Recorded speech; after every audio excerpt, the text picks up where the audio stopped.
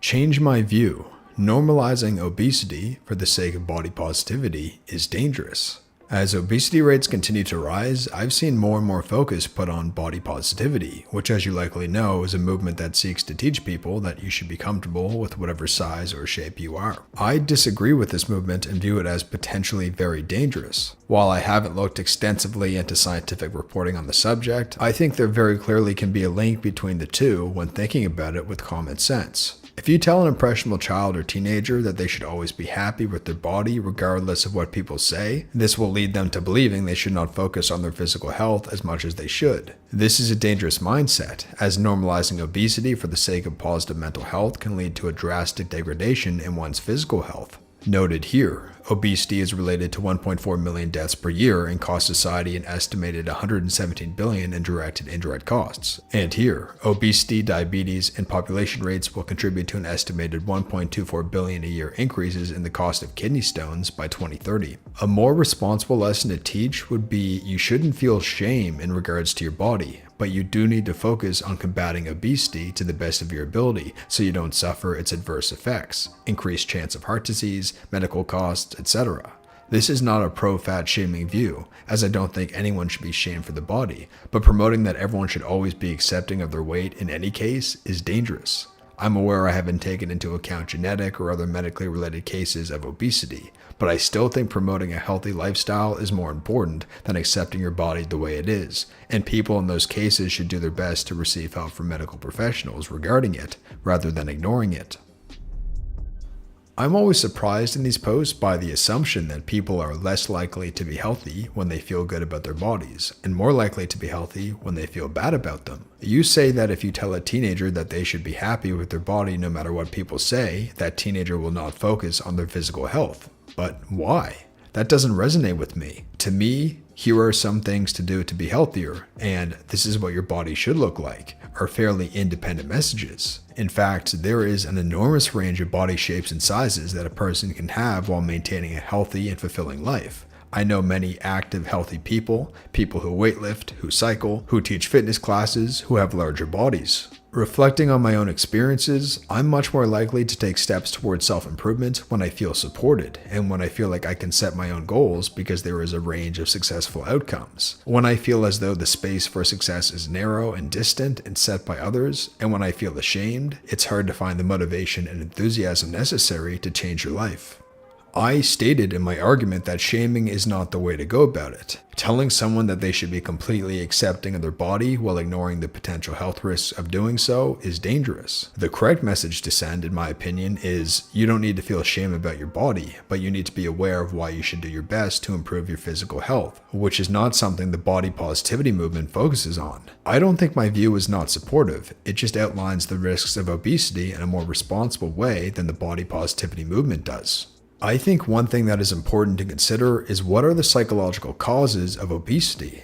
Everyone knows diet and exercise are the way to cure obesity, so why don't obese people just do that when they are so desperate to be thin that it permeates every part of their lives? Why do they continue to go out and binge when they know exactly what it is doing to them? Is it because they love their bodies? No, it's because they hate them. Obesity is often a psychological problem that stems from poor self-esteem. Not necessarily poor body image, but poor self-esteem in general. Body image is only one piece of that. Ask anyone who lost hundreds of pounds and looks in the mirror and still hates themselves. Obesity is not the root cause of the problem. The obesity causes poor body image, which in turn perpetuates the low self-esteem that caused the obesity in the first place, and then you have a vicious cycle. So a major step in recovery is body acceptance, because that breaks the cycle. When you see those people who claim to love their bodies being an objectively unhealthy size, they are not truly accepting their body, because part of accepting your body is accepting its flaws and taking good care of it anyways. Those people are rightly rejecting the notion that they should hate their bodies, but instead of loving themselves as they are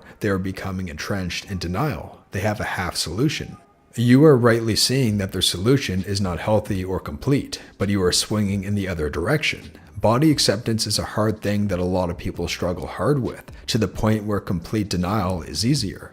When you say things like, you shouldn't accept your body as is, even though it sounds reasonable to someone who doesn't have these psychological issues, to someone who does, it can trigger a total backslide. That's why it's important to promote body positivity, because that is what is going to make people feel loved and supported enough to be honest with you and themselves about the state of their body. It decreases the kind of denial that leads people to eat themselves to death while talking about loving their curves.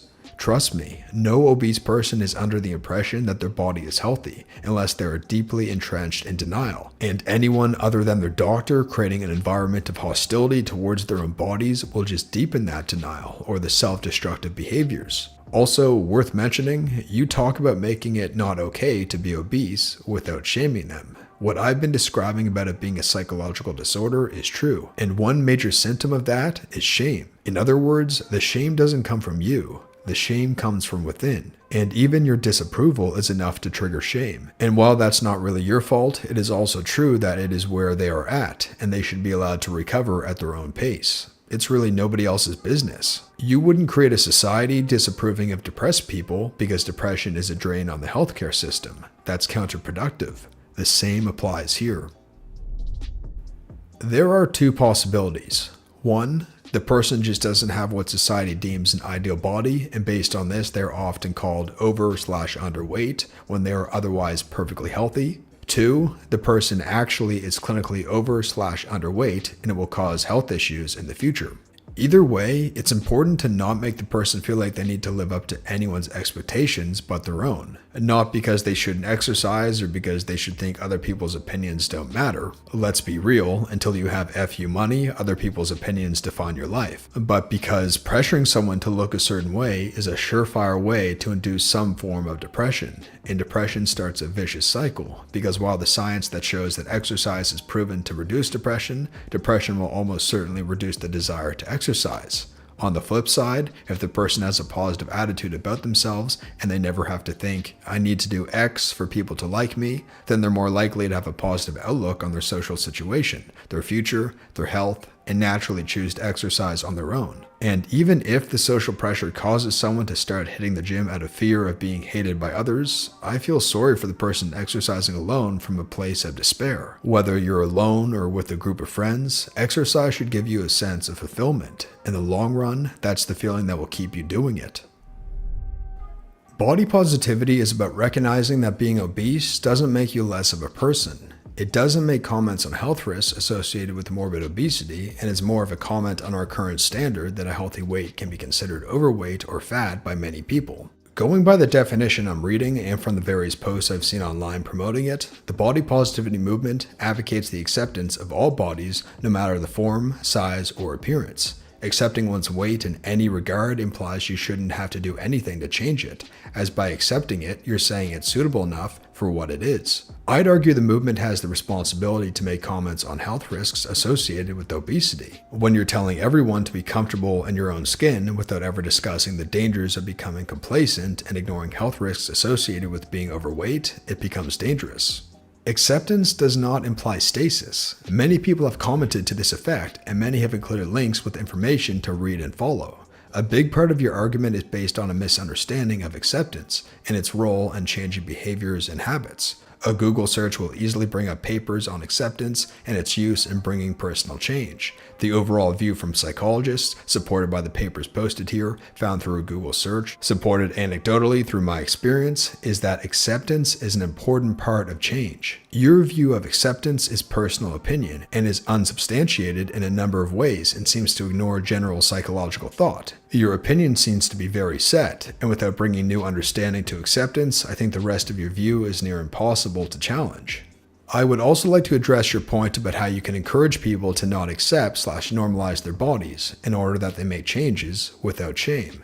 Shame is a feeling caused by awareness of doing wrong/foolish behavior. Losing weight is hard, and the causes of obesity are numerous and not completely understood. It is more than overeating. There is trauma/abuse, coping skills, learned behaviors, genetics, targeted advertising, physical and psychological addiction, financial capability, etc. Even if we start with the baseline of every fat person feeling the need to change while simultaneously not hating themselves and their bodies, as those people work to make those changes and fail because of these obstacles which all have different solutions, and those solutions which are not viable for every person in every situation, they will eventually come to feel shame at their actions, which must be perceived as wrong because they don't lead to the desired outcome. A figure I recently heard from the fat episode of This American Life states that 1 in 100-day people will successfully lose and keep off their weight. The other 99% of people are likely trying, and despite decades of research, fad diets, and entire national movements supported by the federal government are not succeeding in the desired way. Weight loss is an incredibly complicated issue, and I don't believe fat people, myself included, should feel abnormal for not being able to bring themselves to what is considered a smaller body size. I wouldn't say healthy because health is internal, and being a normal weight does not stop someone from destroying their cardiovascular health with food. I think you don't want people to feel shame, but your way around that doesn't somehow prevent shame and internalized feelings of hate and abnormality. It is simply a precursor. I think a major problem here is that the body positivity movement, as you call it, is not some objective thing with concretely laid out objectives. The message you are attributing to the movement is not something I would agree with, and I really don't think most people promoting body positivity would agree with it either. So I sort of feel like you're arguing against a position that isn't held by the crowd you're alleging to be arguing against. I am someone who works with children for a living, typically ages 10 to 17, doing a variety of skills training and coaching. I have worked with tons of fat and obese tweens and teens over the past few years. I always teach them that body positivity and personal health are different things. It's a great thing to develop positive self-esteem and learn to love yourself regardless of what you look like. It's a completely separate thing to decide what level of physical fitness you want to be at, what weight you want to be, and to find out what a healthy body looks like for you, etc., and to set goals for these things. And in my experience, usually building the positive self-esteem and developing a healthy sense of self-love is way more effective in producing change towards a healthy body and lifestyle than any other method. And that brings us to the end of this video. Be sure to leave a like if you enjoyed this discussion, and if you'd like to continue the discussion, head on down to the comment section below. And last but not least, if you haven't subscribed yet, tap the subscribe button below. It really helps the channel, and that way you won't miss any future videos just like this one. Thanks for watching. I'll see you in the next one.